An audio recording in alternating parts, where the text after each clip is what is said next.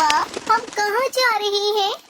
सुनहरी बेटा, हम नदी पार वाले जंगल जा रहे हैं। मैंने बहुत सुना है वहाँ पक्षियों की अच्छी बसावट है। मम्मा, क्या हमारा वहाँ पर घर है जहाँ हम जाकर आराम से रह सके? नहीं नहीं बेटा, हमारा कोई घर नहीं है। मैं पहली बार जा रही हूँ, पता नहीं हमारा गुजर बसर कैसे होगा। मुझे तो बस यही चिंता है।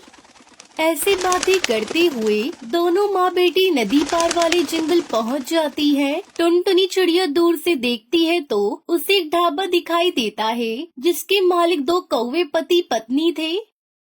सुंदरी, जल्दी चाय बनाओ और पकोड़े भी लाओ, ग्राहक कब से बैठे हैं।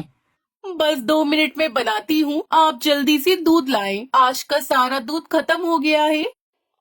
अरे सुंदरी, अगर मैं चला गया तो बाहर टेबलों की सफाई कौन करेगा? गंदे बर्तन भी धोने हैं, कितना काम पड़ा है। उन दोनों की ऐसी बातें सुनकर टुनटुनी चिड़िया बोलती है, सेठ जी, आप जाकर दूध लाएं, बर्तन साफ मैं कर दूंगी और टेबलों की भी सफाई भी कर दूंगी। ग्राहक कब से बैठे हुए हैं। फिर कालू कौवा दूध लेने चला जाता है। फिर टुनटुनी चिड़िया टेबलों की सफाई करती है और कुछ देर बाद कालू कौवा दूध लेकर आता है। पति जी, ये चिड़िया क्या जान पहचान वाली है? अरे नहीं नहीं, मैं इसको नहीं जानता। मैं भी तुम्हारी तरह पूरे रास्ते यही सोचता रहा कि वो चिड़िया आखिर है कौन। कोई भी हो, काम तो बहुत अच्छे से किया है और वैसे भी मैं कई दिनों से काम वाली की सोच रही थी, तो बस इस चिड़िया से ही बात कर लेती हूँ। कालू कौवा सुंदरी कौवी टुनटुनी चिड़िया के पास आते हैं। अरे ओ छोटी चिड़िया, तुम कौन हो और यहाँ पर कहाँ से आई हो? मालकिन जी, मैं बेघर हूँ। ये मेरी बेटी सुनहरी है, यहाँ हम रहने आए हैं। तो इसका मतलब तुम यहाँ पर नहीं आई हो और घर भी नहीं है तुम्हारे पास, तो अब कहाँ रहोगी तुम? मालकिन, आपकी बड़ी कृपया होगी, आप मुझे यहाँ पर काम पर रख ले। आप जो देंगे मैं वही ले लूंगी। ठीक है, आज से तुम यही काम करोगी। और रही बात रहने की, तो तुम हमारे घर में रह सकती हो। ऊपर वाले कमरे का घोंसला खाली है। ये बात सुनकर माँ बेटी बहुत खुश होती है और उन कौवे के साथ उनके घर जाते हैं। मम्मा, ये कौवे अंकल और आंटी कितनी अच्छी है। आपको काम भी दिया और रहने को घर भी।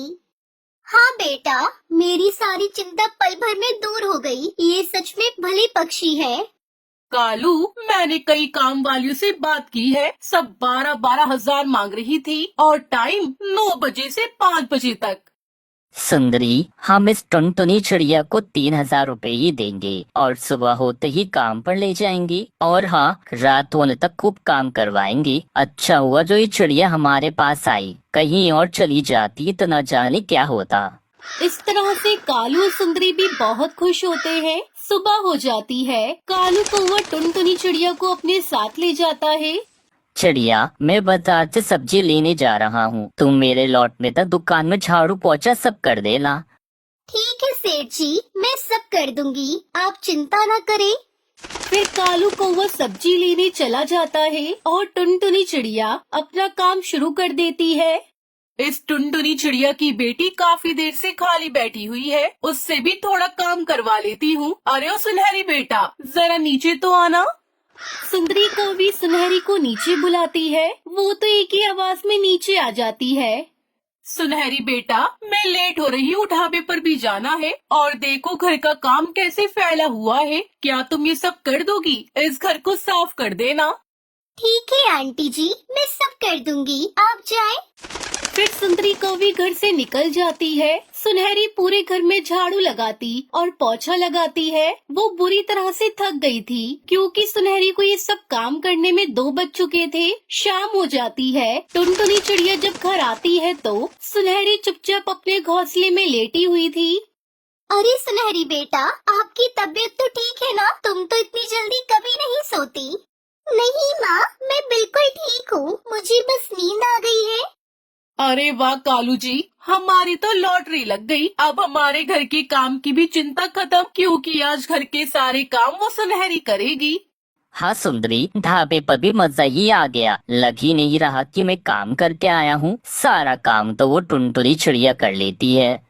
इस तरह से दोनों माँ बेटी खूब काम करती है। एक दिन सुंदरी सुनहरी से बोलती है, सुनहरी, बर्तन धोने के बाद कपड़े भी धो देना, मुझे ढाबे पर जाना है। आंटी, आप रोज रोज मुझसे सारे काम करवाती हो। मैं अब आगे से कोई काम नहीं करूँगी।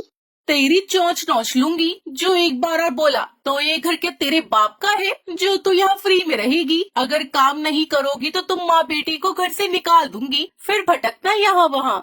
नहीं नहीं आंटी, हमें घर से ना भगाना। मैं करूँगी, मैं आपके सारे काम करूँगी। आप जो बोलोगी अब से वही करूँगी।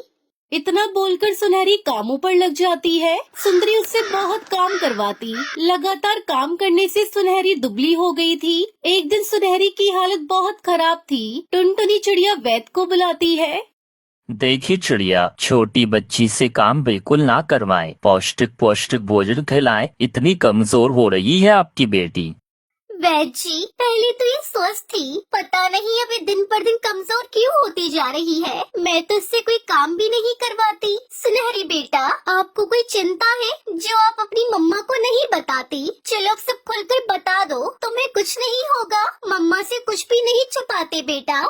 अपनी माँ की बात सुनकर सुनहरी चिड़िया टुनटुनी को सब बताती है। माँ, वो सुंदरी आंटी अच्छी नहीं है, वो बुरी है। आपके जाने के बाद वो सारा काम मुझसे करवाती है।